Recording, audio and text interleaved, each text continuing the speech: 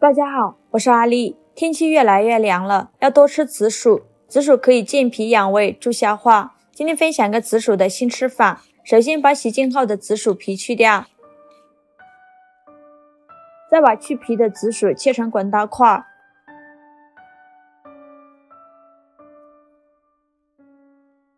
切好之后装入大碗中，锅中水提前烧开，把紫薯放入锅中，用铲子搅拌一下，煮5分钟。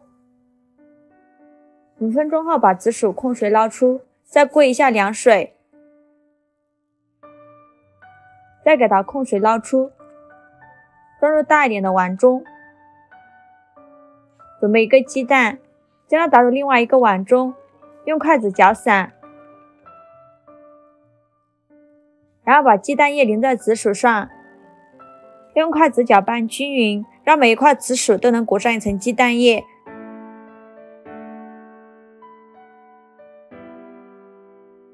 然后再加入适量的玉米淀粉，继续搅拌均匀，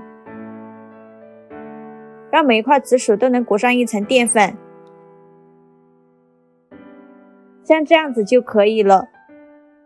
锅烧热，多放一些油，放1根筷子下去，周围能迅速起小泡泡，说明油温已经可以了。然后把紫薯放入锅中，开小火慢炸，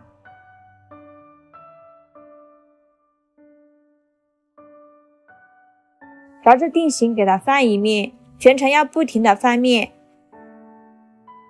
炸至金黄，像这样就可以出锅了。把它控油捞出，装入碗中备用。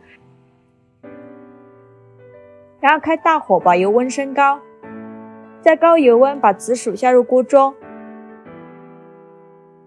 再复炸一次，大概需要炸1分钟左右，炸至金黄，像这样就可以出锅了。给它控油捞出。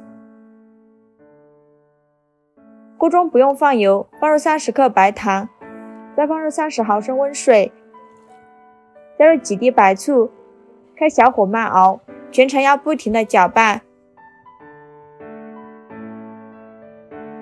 慢慢的泡泡会变得越来越密集，再加15克食用油，继续用铲子不停的搅拌，一直这样搅啊搅啊搅，直到变成这种焦糖色，然后关火，把炸好的紫薯倒进来，快速给它翻拌均匀，拌匀就可以出锅了。把它盛出来，装入盘中。